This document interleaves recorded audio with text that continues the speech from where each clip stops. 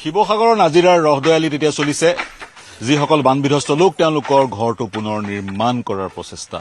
বানবিধ্বস্তসকল মূলতঃ যিসকল কমল চাপৰিৰ যিসকল নেপালী খুদিৰ তেওঁলোকৰ ঘৰ নিশ্চিহ্ন হৈ গ'ল, ঘৰ বুলিবলৈ একোৱেই নাই। তেওঁলোকক সাময়িক সকাহ দিবলৈ যেতিয়ালৈকে চৰকাৰৰ হস্তক্ষেপত নতুন এটা ঘৰ নিৰ্মাণ নহয় তেতিয়ালৈকেতো ঘৰ এটা দিব লাগিব। তেওঁলোক কিমান দিন মুকলি আকাশৰ তলত এনেদৰে দিন পাৰ কৰিব।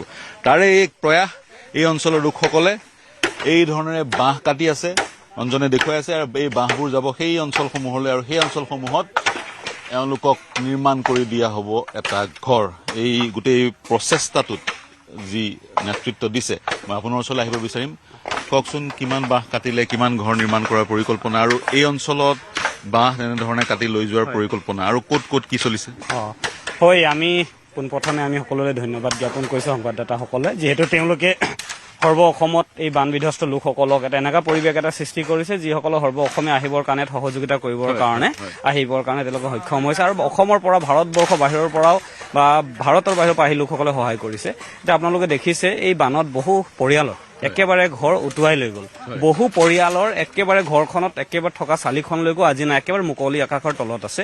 তো গতিকে আমাৰ এই নাজিৰা সমষ্টিৰ মাননীয় বিধায়ক ময়ূৰ বৰগোহাঁই ডাঙৰীয়া আৰু সদৌ অসম গোৰ্খা উন্নয়ন পৰিষদৰ অধ্যক্ষ প্ৰেম তামাং ডাঙৰীয়া, দুইজনৰ আলোচনাৰ মৰ্মে তেওঁলোকে পৰহি এটা আলোচনা কৰে, আৰু তেখেতলোকে এটা আলোচনাৰ জৰিয়তে এইটো পদক্ষেপ লৈছে যে যিমান পৰিয়ালৰ ঘৰসমূহ ভাঙি গ'ল, চৰকাৰে পকী ঘৰ নিদিয়া বা পকী ঘৰ নিৰ্মাণৰ পৰিকল্পনা কৰি থাকোঁতে যাতে সেইখিনি সময় লগা সেই সময়খিনিত মানুহে থাকিব পৰাকৈ ব্যৱস্থা কৰি যাতে প্ৰত্যেকটো তেনেকুৱা পৰিয়ালক দুটাকৈ ঘৰ, মানে দুটা ৰুমৰ এটা ঘৰ বনাই দিব পৰা ব্যৱস্থা, বাঁহৰ ঘৰ, দুটা ৰুমৰ ঘৰ বনাই দিব পৰা ব্যৱস্থা, টিঙৰ চালি এখন দি।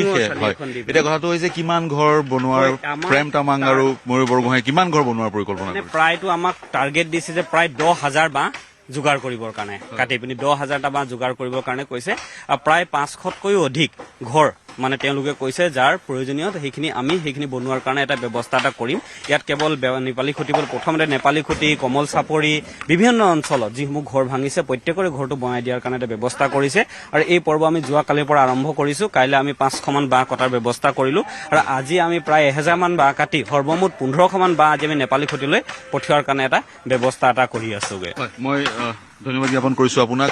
বিশেষকৈ আমি কৈ আছিলোঁ প্ৰথমতে ৰেস্কিউ, উদ্ধাৰ, তাৰপিছত তেওঁলোকক ৰিলিফ, আৰু তৃতীয়টো পদক্ষেপ হৈছে ৰিহেবিলিটেশ্যন, তেওঁলোকৰ ঘৰটো পুনৰ নিৰ্মাণ কৰি দিয়া। ইতিমধ্যে